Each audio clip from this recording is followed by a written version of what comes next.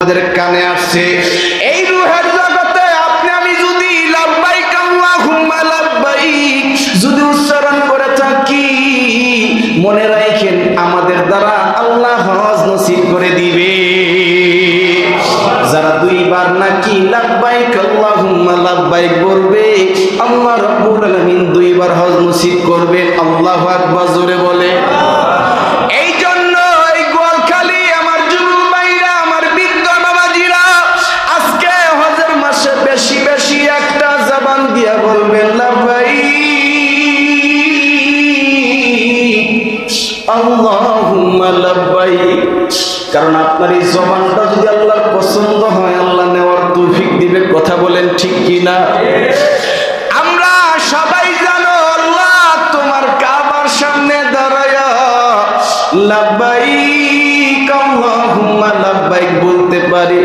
আল্লাহ আজকে জুমার দিন দোয়া কবুলের সময় ঘরের মধ্যে আমার মা বোনরা বসে বসে ওয়াজ শুনতেছে। এটা হজের মাস চলতেছে, অর্থাৎ জিলকাদ মাস। হজের মাসকে বলা হয় 3 মাস, শাওয়াল মাস, জিলকাদ মাস, জিলহজ মাস। এই 3টি মাসকে বলা হয় হজের মাস। এই জন্য এই হজের মাসে অনেক হাজী সাহেব বাবাজিরা হজের জন্য রওনা দিয়ে দিয়েছে, অর্থাৎ হজের জন্য অনেক এই ইহরাম করে কাবার দিকে রওনা দিয়েছেন, অনেকে রওনা দিবে। ও আল্লাহ, আল্লাহ আমরাও যেন তোমার সেই বাইতুল্লাহর সামনে গিয়ে লাব্বাইক আল্লাহুম্মা লাব্বাইক যেন বলতে পারি, সেই তৌফিক দান করো। জোরে কোন আমিন। আরো জোরে কোন আমিন। টাকা থাকলে হজ করা যায় না, টাকা থাকলে হজ করা যায় না। হজ করতে হইলে কাবার প্রতি, মদিনার প্রতি প্রেম লাগে, ভালোবাসা লাগে। দেখবেন অনেকের টাকা নাই কিন্তু আল্লাহ তাআলা মক্কা মদিনা দেখাইছে, এরকম সমাজের মধ্যে আছে না নাই? কিন্তু অনেকে লক্ষ লক্ষ হাজার কোটি টাকার মালিক, কিন্তু ইউরোপ ভ্রমণ করছে, সারা বিশ্বের 50টার উপরে রাষ্ট্র সফর করছে, কিন্তু কোনোদিন মক্কা মদিনা যাইতে পারে নাই। এমন মানুষ বাংলাদেশে আছে। কথা বলেন ঠিক কিনা? বুঝতে হবে টাকা থাকলেই হজ আল্লাহ নসিব করে না। ওইখানে যেতে হলে কাবার প্রতি প্রেম লাগে, আমার নবীর প্রতি প্রেম লাগে। আল্লাহু আকবার, জোরে বলেন। এই জন্য এই হজের মাসে নিয়ত করে বেশি বেশি দুরূদ পড়েন সাল্লাল্লাহু আলাইহি ওয়াসাল্লাম, সাল্লাল্লাহু আলাইহি ওয়াসাল্লাম। বেশি বেশি দুরূদ পড়েন, দেখবেন আল্লাহ আপনাকে মক্কা মদিনা দেখাবে, যদিও আপনার টাকা না থাকে। কারণ নসিব লাগে, নসিব লাগে, টাকা লাগে না। নসিব যদি থাকে আল্লাহ আপনার টাকা ছাড়াই মক্কা মদিনা দেখাবে। কথা বলেন ঠিক কিনা? আমিও নিয়ত করছি আল্লাহ যদি আমাকে কবুল করে আমি উমরা যাব। অনেকে তো হজ করছে, নিয়ত করে উমরা করবে। উমরা করলে, হজ করলে সবচাইতে বড় উপকার যেটা, আল্লাহ রাব্বুল আলামিন বলে যে ব্যক্তি নাকি হজ এবং উমরা করবে, আমি আল্লাহ রাব্বুল আলামিন তাদেরকে ধনী বানায় দেব। আরো জোরে কোন আমার নবীও বলছেন, হাদিসের মধ্যে আছে, স্পষ্ট হাদিস, যে তোমরা হজ উমরা করো, আল্লাহ রাব্বুল আলামিন তোমাদেরকে ধনী বানায় দিবেন। এই জন্য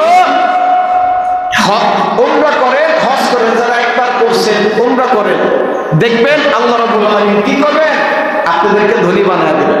আল্লাহ আমাদের সবাইকে হজ এবং উমরা বেশি বেশি করার তৌফিক দান করুক। জোরে বলেন আমিন। হজ কাদের উপর ফরজ? যেই ব্যক্তির কাছে হজ করার মতো টাকা আছে, যতটুকু টাকা প্রয়োজন ওই পরিমাণ টাকা আছে, এবং সে যে যাতায়াতের যে খরচ এবং থাকবে 40 দিন, এই খরচটা যার কাছে থাকবে, এবং হজ যেই কয়দিন করবে, অর্থাৎ 40 দিন একটা প্যাকেজ। হজ তো 5 দিন, কিন্তু মক্কা মদিনায় থাকতে হয় 40 দিন।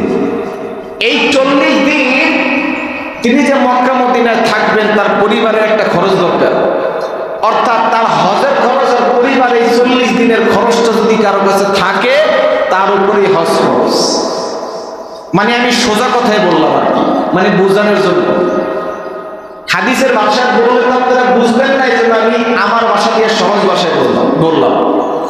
ধরেন 5 লাখ 6 লাখ 7 লাখ টাকা বর্তমানে হজ করতে লাগে।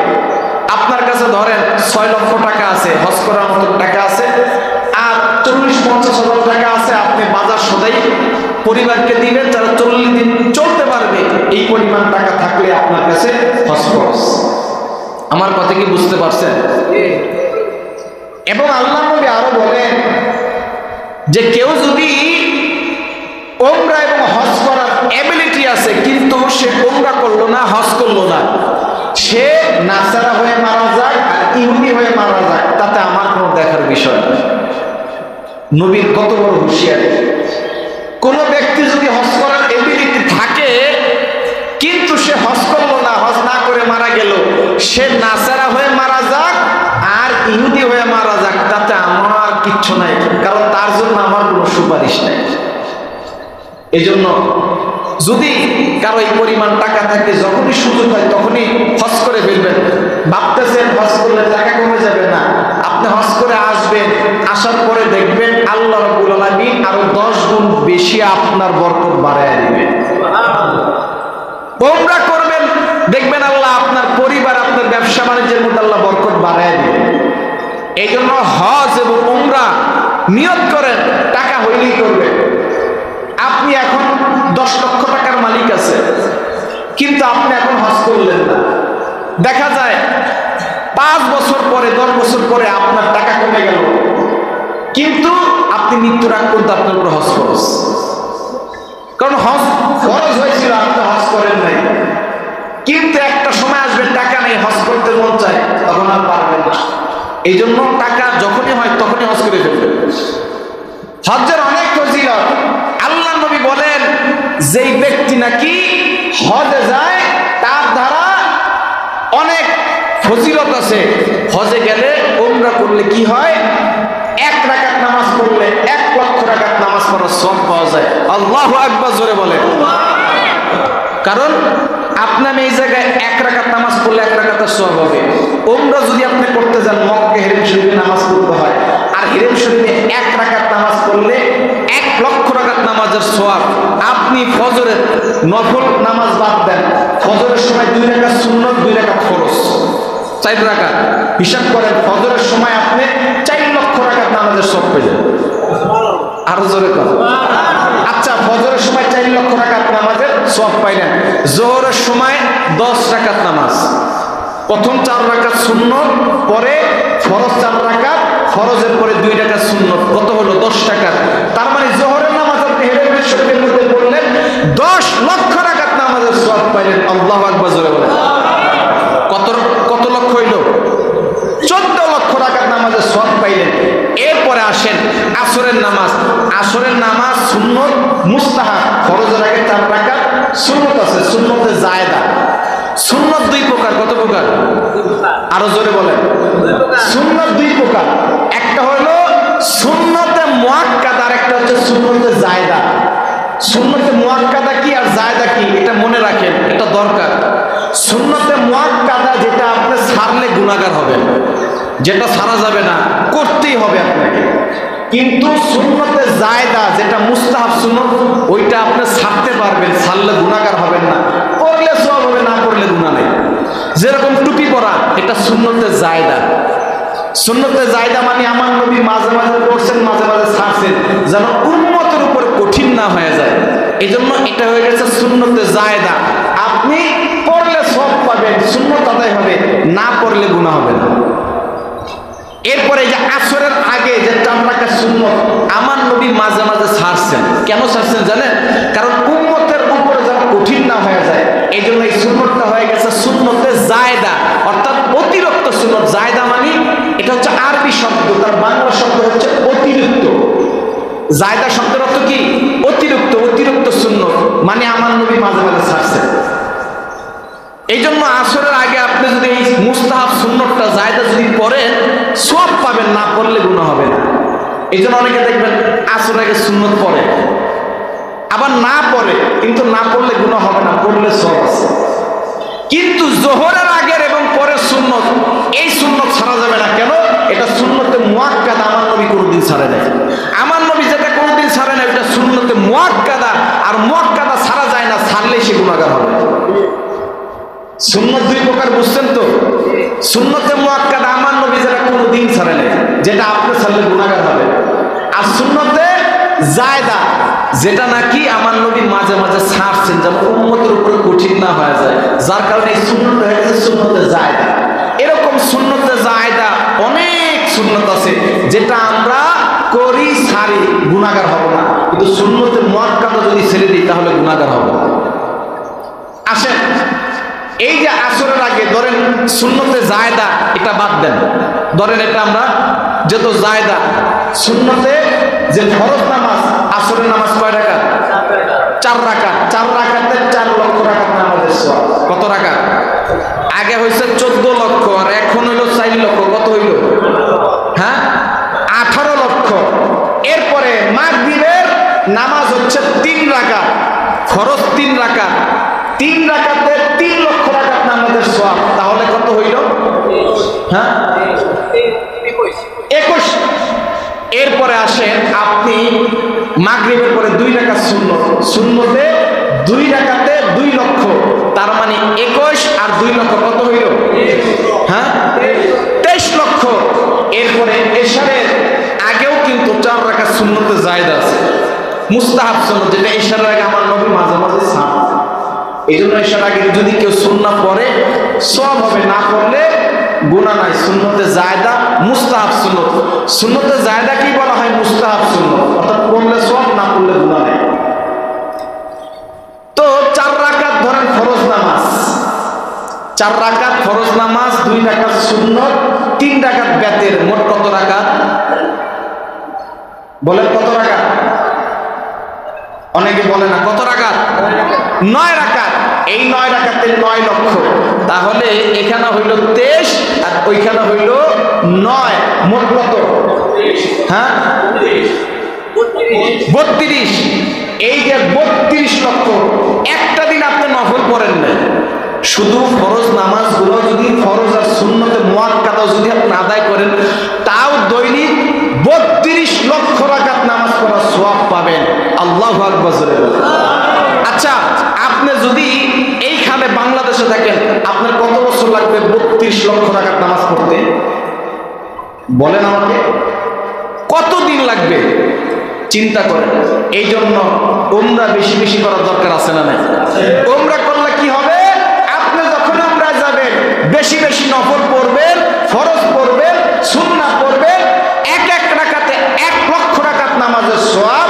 আপনি যদি 100 রাকাত নামাজ পড়েন, 100 লক্ষ রাকাত, অর্থাৎ 1 কোটি রাকাত নামাজের সওয়াব পাবেন, যা আপনার জীবনেও আপনি নামাজ পড়তে পারবেন না এত সওয়াব।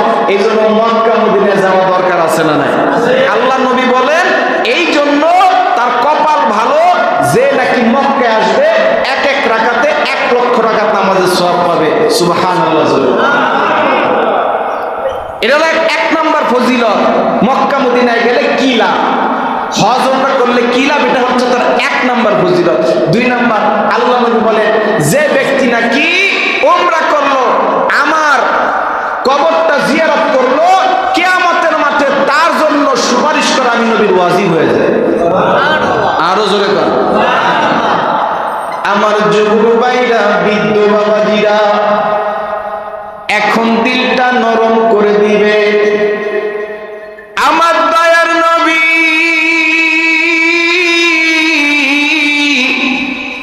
উম্মতদেরকে ডাক দিয়া বলে, ও আমার উম্মতেরা, যেই ব্যক্তি নাকি উমরা করবে, মক্কা মদিনা সফর করবে, আমি নবী তোমাদেরকে বলে গেলাম, আমি মৃত্যুর পরে যারা নাকি আমার কবরটা জিয়ারত করবে, ওই ব্যক্তির উপর কিয়ামতের মাঠে আমি নবী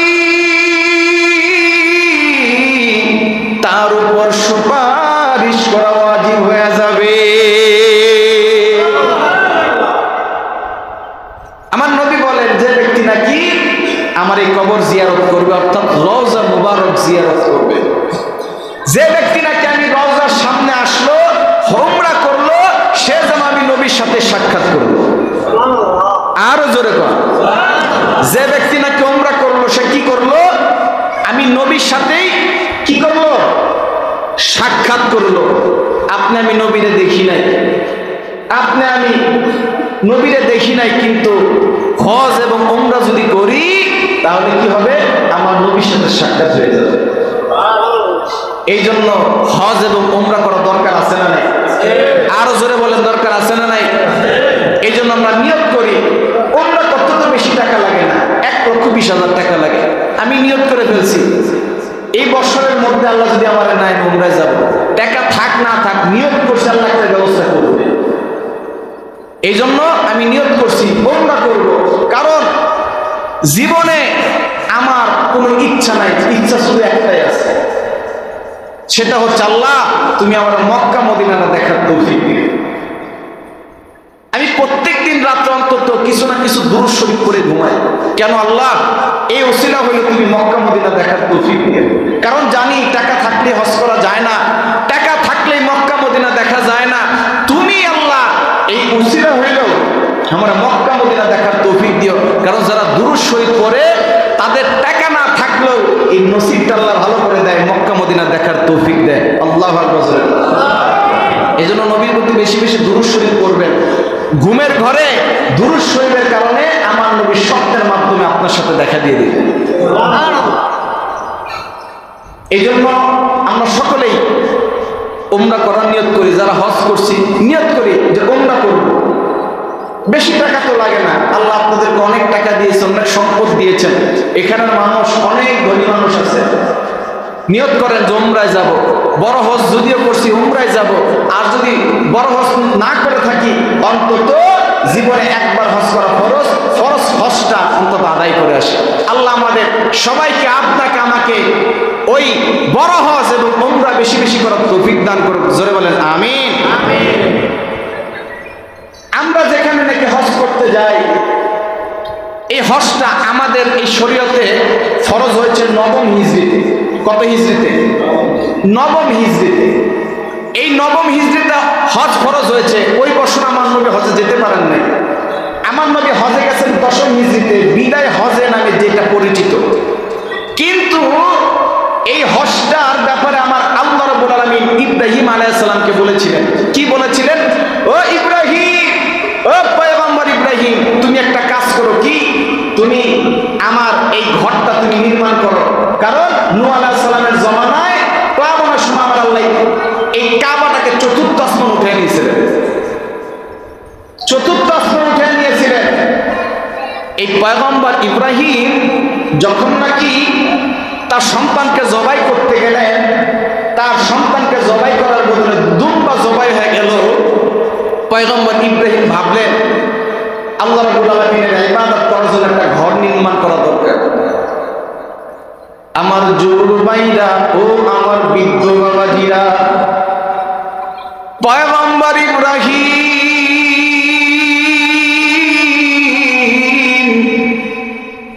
আমার মালিককে একটা ডাক দিয়া বলে, মালিক আপনি আমার উপর এত বড় ইহসান করছে, আপনি আমারে এত বড় একটা ইহসান করছেন মালিক। অতএব মালিক আমি একটা জিনিস চাই, সেটা হইল আমি একটা ঘর নির্মাণ করতে চাই। আমার আল্লাহ রাব্বুল আলামিন পয়গম্বর ইব্রাহিমকে ডাক দিলেন, ও পয়গম্বর ইব্রাহিম, আপনি যখন ঘর নির্মাণ করতে চান তাহলে আমার জন্য একটা ঘর নির্মাণ করেন, যেই ঘরটা আদম আলাইহিস সালাম বানাইছে। পয়গম্বর আদম যেই ঘরটা নির্মাণ করছে, যেই কাবা ঘরটা নূহ আলাইহিস সালামের জমানা আমি আল্লাহ রাব্বুল আলামিন 4th আসমানে উঠে নিছি। এই 4th আসমানে আমি আল্লাহ এই কাবাটা উঠে নিছি।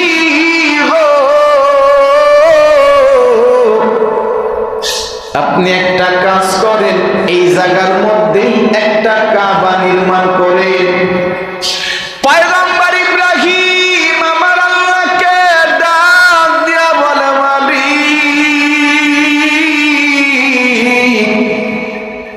আপনি যখন নাকি আমারে হুকুম দিছেন গো মালিক, আমি আপনার ঘর নির্মাণ করব। কারণ এই ঘরটা আমি নির্মাণ করব একটা কারণে, এই ঘরের মধ্যে আমি আল্লাহ তওয়াফ করব গো। আমি পয়গম্বর ইব্রাহিম আপনার ইবাদত করব। পয়গম্বর ইব্রাহিম তার সন্তান ইসমাইলকে নিয়ে কাবা চত্বরে আসলেন। পয়গম্বর ইব্রাহিম ইসমাইলকে ডাক দিয়া বলে, ইসমাইল, আমার আল্লাহ হুকুম দিছে একটা কাবা বানানোর জন্য, একটা ঘর বানানোর জন্য, যেই ঘরের মধ্যে আমার আল্লাহর বান্দাগুলা তওয়াফ করবে গো। যারা নাকি একবার তওয়াফ করবে, যারা নাকি একবার হজ করবে, আমার আল্লাহ রাব্বুল আলামিন ওই হজ থেকে যখন বাসায় ফিরবে, আমার আল্লাহ রাব্বুল আলামিন নিষ্পাপ বানায় তার বাসায় ফিরাইয়া দিবে। পয়গম্বর ইব্রাহিম যখন ইসমাইলকে নিয়ে কাবা চত্বরে গেলেন, পয়গম্বর ইব্রাহিম ইসমাইল কি ডাক দিয়া বলে, ইসমাইল রে,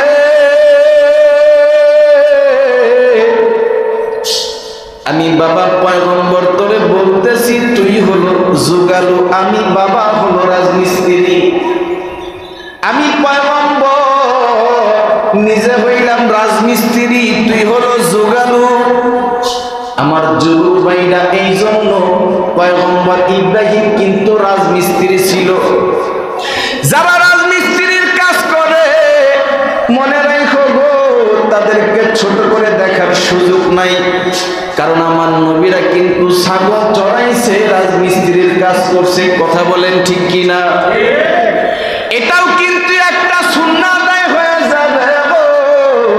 যারা নাকি ছাগল চড়াবে, এটাও যদি আমার নবীর দিকে তাকায় একটা দিন ছাগল চড়ায়, তার উপর সুন্নাত আদায় হয়ে যাবে।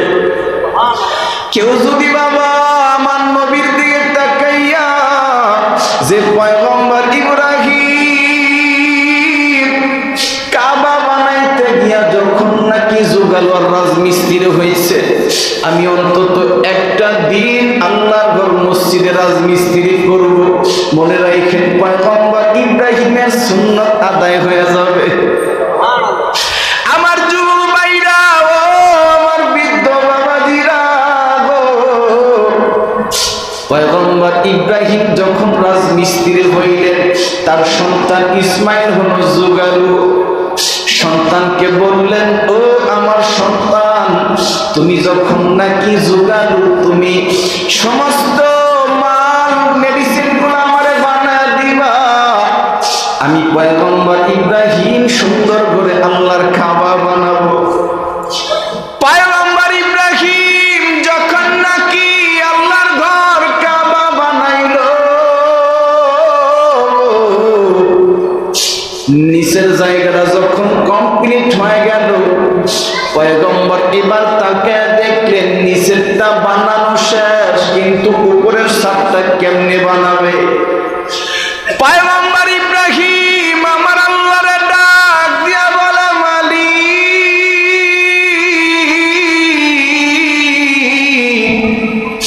আপনি একটাবার নজর করে তাকায় দেখেন গো, আমি পয়গম্বর ইব্রাহিম আপনার হুকুমে এই কাবাটা নিজ দিয়া বানাইছি, কিন্তু ছাদটা কেমনে বানাবো। আমার আল্লাহ জিবরাইলকে ডাক দিয়া বলে, জিবরাইল রে, আমার ইব্রাহিমের কাছে দ্রুত যাও, তবে জান্নাত থেকে একটা পাথর নিয়ে যা, যে পাথরটার নাম হলো মাকামে ইব্রাহিম। এই জায়গার হাজী সাহেব বাবাজিরা বুঝতে পারবেন গো, এই যে কাবার গেটের সামনে একটা গ্লাসের মধ্যে একটা পাথর আছে, যেই পাথরটার নাম হলো মাকামে ইব্রাহিম। এই পাথরের উপরে দাঁড়াইয়া দাঁড়াইয়া ইব্রাহিম পয়গম্বর এই কাবা বানাইছে। এই পাথরটা জান্নাতি পাথর। ইব্রাহিম পয়গম্বর যখন বাবা আল্লাহর কাছে দোয়া করলেন, আমার আল্লাহ জিবরাইলের মাধ্যমে পাথর পাঠিয়ে দিছে। আমার আল্লাহ ডাক দিয়া বলে, ইব্রাহিম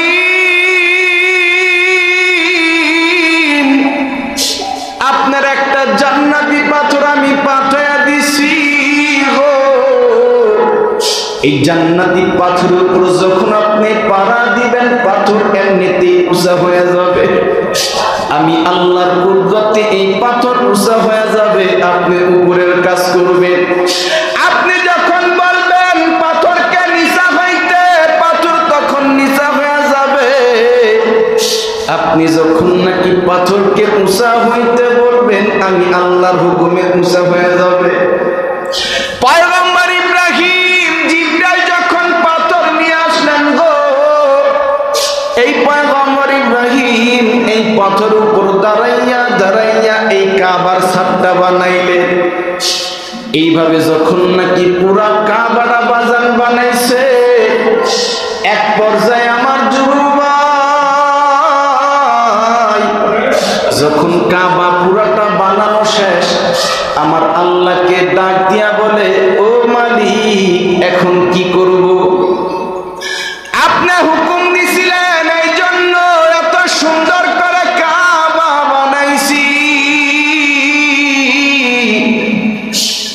আমি আপনার হুকুমে কাবা বানাইছি, এখন কি করব সেইটাও হুকুম দেন। আমার আল্লাহ রাব্বুল আলামিন পয়গম্বর ইব্রাহিমকে ডাক দিয়া বলে, পয়গম্বর আপনি এখন পাহাড়ের উপর উঠেন। পাহাড়ের উপর উঠে একটা অ্যানাউন্স দিয়া দেন, অর্থাৎ আপনার উম্মতদেরকে, অর্থাৎ এই জনগণকে আপনি হজ করার জন্য আসতে বলে। আপনি একটা বার এই মানুষদেরকে বলে দেন, এই ঘরের মধ্যে যেন সবাই হজ করতে আসে।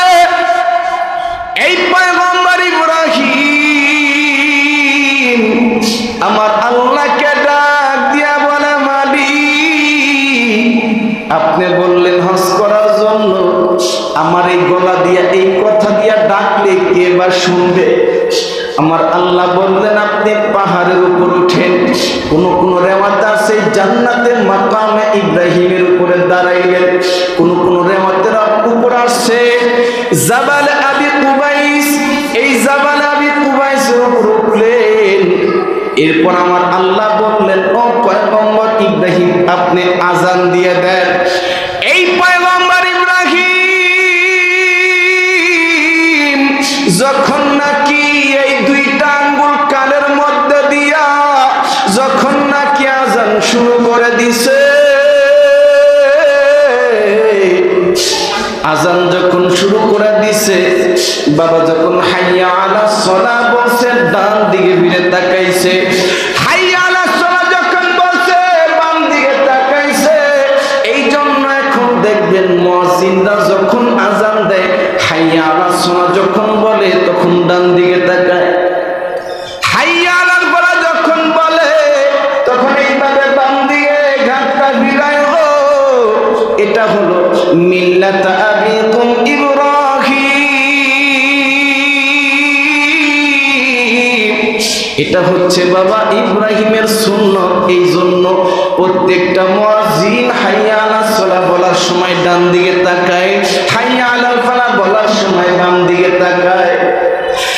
পয়গম্বর ইব্রাহিম যখন নাকি আযানটা শেষ করে দিল, সঙ্গে সঙ্গে আমার আল্লাহ রব্বুল আলামিন জানায় দিলেন, ও পয়গম্বর ইব্রাহিম আপনি যে আযান দিয়েছেন, আপনার আযান পুরো বিশ্বের মধ্যে ছড়িয়ে দেওয়ার মালিক আমি আল্লাহ। ও পয়গম্বর ইব্রাহিম একটা জিনিস মনে রাখবেন গো, আপনি যে আযান দিয়েছেন এই আযানটা যার যার কানের মধ্যে গেছে, আমি আল্লাহ পৃথিবীর সবার কাছে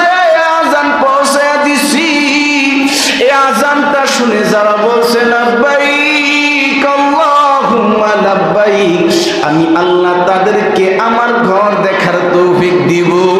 যেই ব্যক্তি নাকি লাব্বাইক আল্লাহুম্মা লাব্বাইক দুইবার উচ্চারণ করছে, ও পয়গম্বর ইব্রাহিম, আমি আল্লাহ রাব্বুল আলামিন তারে দুইবার হজ করার তৌফিক দিব। ও পয়গম্বর, একটা কথা মনে রাখবেন, আপনার আযান যারা আগেও এবং আপনার পরেও যারা আসবে, কিয়ামত পর্যন্ত যত মানুষ আসবে, রূহের জগতে আপনার আওয়াজ আমি সবার কানে কানে পৌঁছে দিছি। এই রূহের জগতে যারা নাকি একবার লাব্বাইক আল্লাহুম্মা লাব্বাইক একবার বলছে গো বাবা, তারা একবার হজ করবে। আপনি আমিও রূহের জগতে ওই পয়গম্বরের আওয়াজটা আমাদের কানে আসছে। এই রূহের জগতে আপনি আমি যদি লাব্বাইক আল্লাহুম্মা লাব্বাইক যদি উচ্চারণ করে থাকি, মনে রাখেন আমাদের দ্বারা আল্লাহ হজ নসিব করে দিবে। যারা দুইবার নাকি লাব্বাইক আল্লাহুম্মা লাব্বাইক বলবে, আল্লাহ রাব্বুল আলামিন দুইবার হজ নসিব করবে। আল্লাহু আকবার, জোরে বলে। এই জন্য এই গোয়ালখালী আমার যুবক ভাইরা, আমার বৃদ্ধ বাবাজিরা, আজকে হজের মাসে বেশি বেশি একটা জবান দিয়া বলবেন লাব্বাইক আল্লাহুম্মা লাব্বাইক। কারণ আপনার এই জবানটা যদি আল্লাহর পছন্দ হয়, আল্লাহ নেওয়ার তৌফিক দিবে। কথা বলেন ঠিক কিনা? আমরা সবাই জানো আল্লাহ তোমার কাবার সামনে দাঁড়ায়া লাব্বাইক আল্লাহুম্মা লাব্বাইক বলতে পারি। আল্লাহ আজকে জুমার দিন দোয়া কবুলের সময় ঘরের মধ্যে আমার মা বোনরা বসে বসে ওয়াজ শুনতেছে, আমার বৃদ্ধ বাবাজিরা মসজিদের মধ্যে বয়ান শুনতেছে। ও মালিক, আজকে তোমার কাছে একটা দরখাস্ত গো আল্লাহ, আরাফার ময়দানে যত হাজী সাহেব বাবাজিরা যাবে, সাদা পোশাকটা পরে ইহরাম পদে সবার লক্ষ লক্ষ কণ্ঠ আওয়াজ হবে লাব্বাইক আল্লাহুম্মা লাব্বাইক। আল্লাহ আমাদের সবাইকে তুমি আমার বাবা আদম আলাইহিস সালামের রাত্রি যাপনের স্থান, অর্থাৎ যেই জায়গাটা হচ্ছে বাবা আরাফার ময়দান, ওই আরাফার ময়দানে আমাদের সবাইকে ইহরামের কাপড় পরিধান করে লক্ষ কণ্ঠে আমাদের বলার তৌফিক দিও লাব্বাইক আল্লাহুম্মা লাব্বাইক। আল্লাহ জীবনে একবার হইল আমাদের সবাইকে আরাফার ময়দানে উচ্চারণ করার তৌফিক দিও। জোরে কোন আমিন, আরো জোরে কোন আমিন।